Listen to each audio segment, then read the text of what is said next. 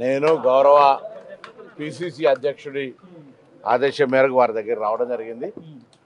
ఇది మా పార్టీ అంతర్గతం, పార్టీకి సంబంధించిన అంశం. దీనిలో నేను వాస్తవంగా లక్ష్మణ్ కుమార్ గారు నా సోదరుడు 30 సంవత్సరాల రాజకీయాల్లో ఎప్పుడు కూడా ఒక మాట అనలేదు. కానీ సోషల్ మీడియాలో వక్రింపబడ్డ తర్వాత అతను బాధపడి తను స్పందించాడు. దానికి కూడా పెద్ద సీరియస్గా అంశం లేదు. అతను బాధపడితే నేను చింతిస్తానో విచారం వ్యక్తం చేస్తున్నాను అంత. దానికి దీంట్లో మా ఇద్దరు అన్నదమ్ముల మధ్యలో జరిగినటువంటి అంశంకు దీనికి సంబంధించిన పెద్ద తీసుకోవాల్సిన అవసరం లేదని నేను భావిస్తాను. అల్టిమేటివ్ అన్నదమ్ముల మధ్య అల్టిమేటివ్ ఏముంటుంది? నేనేమంటున్నా, నేను ఆయనను అననే లేదు. పత్రికలో వచ్చిన వార్తల పట్ల తన కొంత అపోహ చెంది ఉండొచ్చు.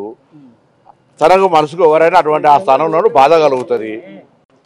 నేను గౌరవ పిసిసి అధ్యక్షుడి ఆదేశం మేరకు వారి దగ్గర రావడం జరిగింది.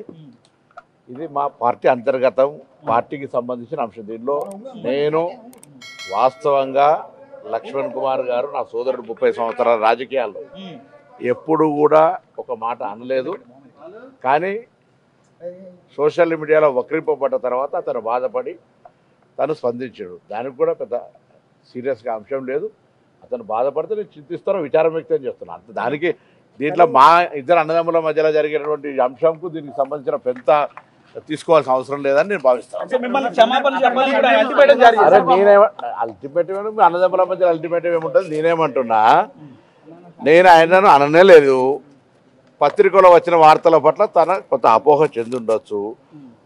తనకు మనసుకు ఎవరైనా అటువంటి ఆ స్థానంలో బాధ కలుగుతుంది. 40% కానీ ఎస్టీ కేటగరేషన్ కానీ ఈ రోజు ఇచ్చిన సన్నబియ్యం కానీ అనేక అంశాల ప్రజలలో పోయి ఏ విధంగా గెలుపు విషయంలో కష్టపడతామన్న విషయం మీ ద్వారా తెలియజేస్తారు. ఆయన మాకు సోదరు సమానులు, నేను ఆయన ఉద్దేశించి మాట్లాడలేదని చెప్పేసి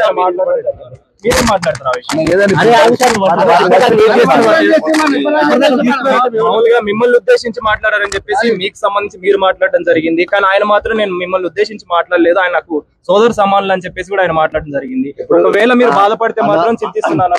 మీరు బాధపడితే చింతించాల్సినంత అవసరం ఆయనకు లేదు. ఆయన మాట్లాడిన మాట ఎంటైర్ తెలంగాణ రాష్ట్రం ఉన్నటువంటి ప్రజలు చూసినారు.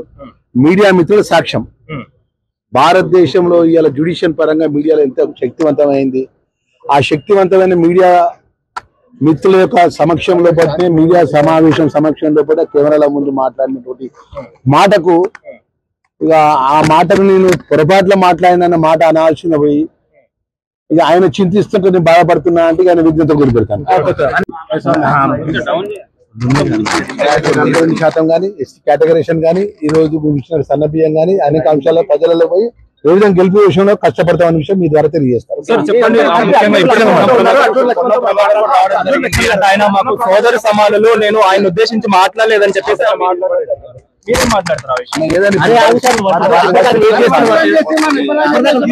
మామూలుగా మిమ్మల్ని ఉద్దేశించి మాట్లాడారని చెప్పేసి మీకు సంబంధించి మీరు మాట్లాడడం జరిగింది. కానీ ఆయన మాత్రం నేను మిమ్మల్ని ఉద్దేశించి మాట్లాడలేదు, ఆయన నాకు సోదరు సమానులు అని చెప్పేసి కూడా ఆయన మాట్లాడడం జరిగింది. ఒకవేళ మీరు బాధపడితే మాత్రం చింతిస్తున్నాను. మీరు బాధపడితే చింతించాల్సినంత అవసరం ఆయనకు లేదు. ఆయన మాట్లాడిన మాట ఎంటైర్ తెలంగాణ రాష్ట్రం ఉన్నటువంటి ప్రజలు చూసినారు. మీడియా మిత్రుల సాక్ష్యం. భారతదేశంలో ఇవాళ జ్యుడిషియల్ పరంగా మీడియాలో ఎంత శక్తివంతమైంది. ఆ శక్తివంతమైన మీడియా మిత్రుల యొక్క సమక్షంలో పడితే, మీడియా సమావేశం సమక్షంలో పడి కెమెరాల ముందు మాట్లాడినటువంటి మాటకు ఇక ఆ మాటను నేను పొరపాట్ల మాట్లాడిన మాట అనాల్సిన పోయి ఇక ఆయన చింతిస్తుంటే నేను బాధపడుతున్నా అంటే ఆయన విజ్ఞత గురి పెడతాను.